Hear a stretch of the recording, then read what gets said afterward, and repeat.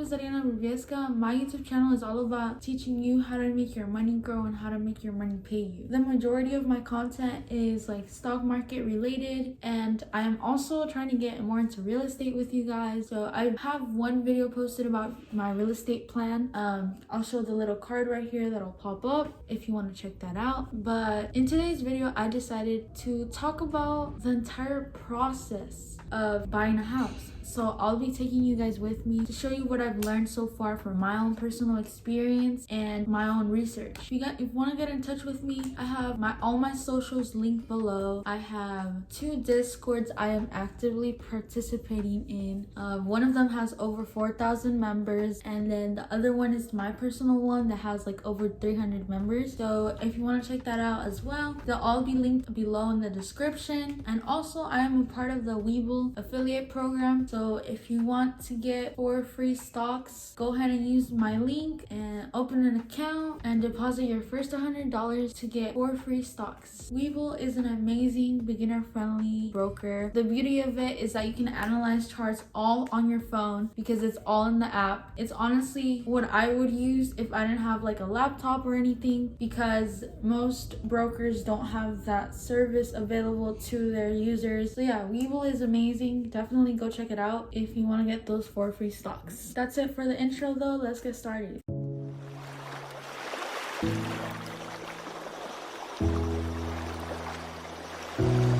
Search up on Google the process of a mortgage. Here you have the general steps. The most important thing about a mortgage loan is making sure that you qualify for the loan. There are certain requirements that you have to meet, and this takes many years to accomplish. As a 17-year-old, I've been investing in the stock market since I was 16 because I have that goal. I have that goal in mind that someday I want to buy my first property. So of course, since I'm underage, I can't buy a property as of right now, but I can definitely start right now. And I know many of my audience is underage, so you know, it's like we're all in the process, and I love that about us. We have that goal set in our mind and we're working towards it. So the fact that you're here today listening to me, it just means a lot, and I really hope that we all accomplish our goals because we can do it. Just keep that burning flame inside you and just keep going. There are many different loans. There's like an FHA loan, a conventional loan, but what they all have in common is that you have to have good credit score.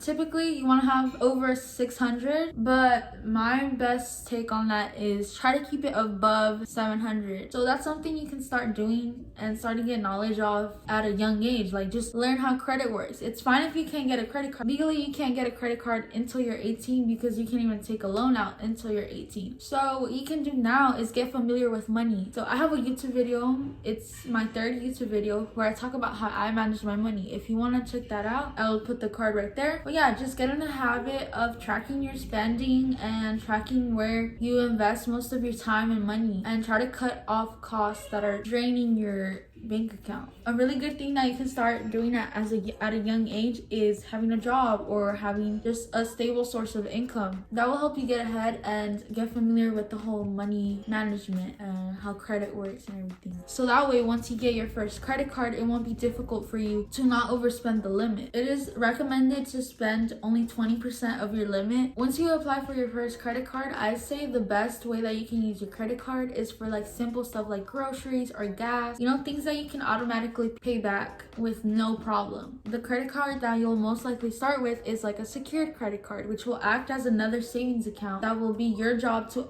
automatically pay back.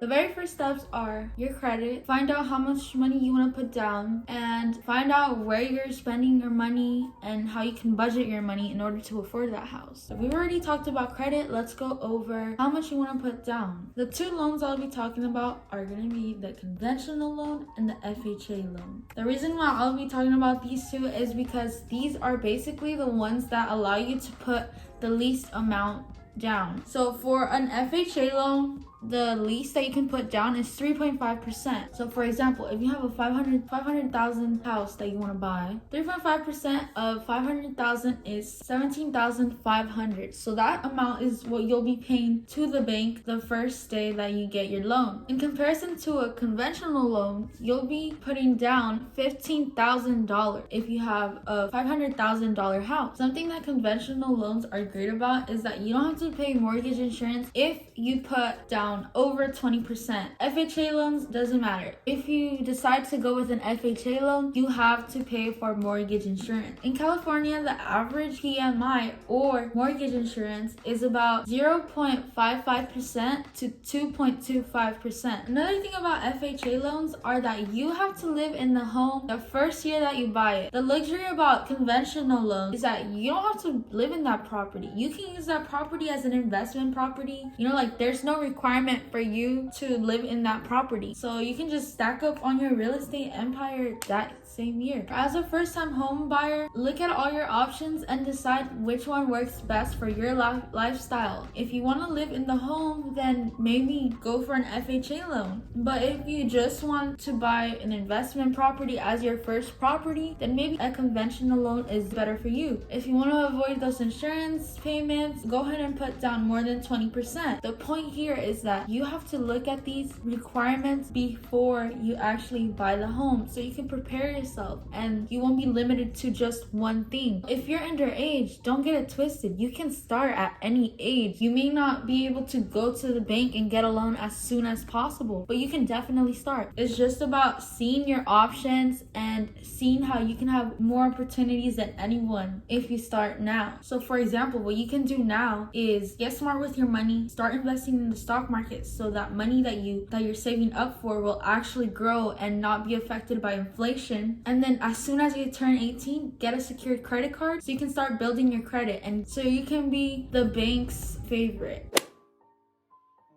The second step is to expose yourself to those lenders and to those banks. What you want to do is get a pre-approval letter. Instantly with that, any lender will be like, yes, I'll come show you my houses. Come, like they'll be welcoming you to their areas or to their real estate areas. To get your pre-approval letter, you're gonna have to see what your credit score is, your credit history, your debt to income ratio, all your financial information like your taxes and your expenses, investment, if you have a brokerage account, if you have a Roth IRA, and of course you have to go out and contact a bunch of lenders. Here's redfin.com. I want to live in San Diego, California when I move out of my house, my parents' home. So the type of property I want to buy first is, and we can go over here to more filters. I want a multi-family property or like a townhouse for sale, of course. And we'll put no minimum and no max just to get an idea of how much it costs. Here we have an idea. The range for multi-family properties is $500,000 to $1 million in San Diego, California. So this is why I'm preparing myself at a young age for these kind of payments. So here we're going to compare two properties. This one is listed for $649 and it's a duplex. Each unit has 2 bedrooms and 1 bathroom. Each one has refrigerators, dishwashers, dryers, everything, right? About $1,900 for rent. And the beauty about this is that it's not a renovated home. It says that it's renovated, but it still could use some more renovations. Like, first of all, we have the fridge right here, the stove, the dishwasher, and the microwave. They're all white. This house is spacious enough to get renovated into like a more modern home. It has amazing front yard space or backyard space. I don't even know what this is, but it's amazing. It has like a little porch. I can work with this. And it's just a really spacious home, as you can see. And like with renovations, this house's value can increase by a lot. So as you can see here, like here we have the bricks. They obviously need some maintenance done. Front yard also, like it's just dirt. Like this house can use some renovations. And as an investor, you have to recognize this and you have to see like which properties you can increase the value of in a short period of time, like just by updating it really. And the beauty of it is that it's a duplex, so you can rent out both units. The average rent for each unit is 1,900, think about it. That's gonna be 3,800 all for you each month. So now let's say you get a conventional loan on this home, and let's say you put 20% down. Each month it'll be 2,838. This includes everything like property taxes and homeowners insurance. And if you subtract that from the money that your tenants will give you each month, you'll be left with $900.62 in profit. So this is literally how real estate works, you know, like you buy a home, you rent them out, you rent out the units, and you slowly just renovate the home to increase the value for whenever you're ready to sell it. Now let's say you go with the 3% option of the conventional loan. Obviously your monthly payment will go up a little more, but your down payment will be much smaller. Here's like the difference in everything. And added to it is your mortgage insurance, as you can see. So in order to avoid this fee, you have to put at least 20% down. So now let's go with a higher down payment, like let's say 15%. And as you can see, this is how much it is. So yeah, it's just about experimenting with it and seeing how much you can pay for and how to prepare yourself for all that. I also wanted to compare the other one to is like this one right here, where everything is already renovated basically. You know, it has a beautiful place, but this is like what you want to renovate your house to. Like you can obviously tell that someone bought this as a way to invest and was able to like fix it up. Like look at how beautiful this bathroom is, and yeah, like they took advantage of the space and just made an awesome job. And you know, you can probably take this and, you know, renovate the kitchen a little more, or like the front yard and backyard. It's just about identifying all that and comparing your options, and of course planning for many years to get to where you want to be. So yeah, there you go. That's how you look for a home and get ready for it. This is obviously just a general idea. Like I looked through all this info so fast. I mean, I did this in literally under 30 minutes. Basically the general steps so you can get a kind of an idea of what goes on. It takes about a month to get to close. You first need like all the documents about like your taxes, how much you make, and like all your investment accounts. And this will just give the lender an idea of how much money you have and if you're able to afford a home like. But once you're done with that, it is so exciting. Like you got your first property, and man, I think when I get my first property, I'm gonna cry so much because like I've been planning for this for so long. I've been working so freaking hard.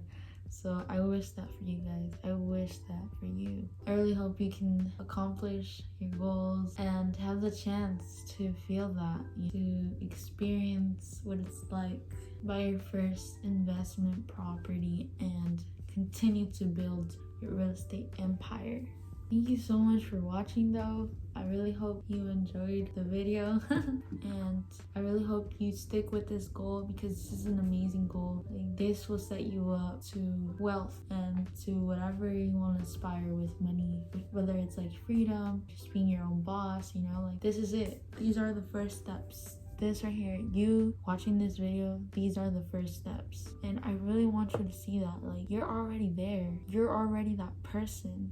Time just hasn't met that person. Yeah, just keep pushing. And thank you for watching. Like I said in the beginning, I have 2 Discords now.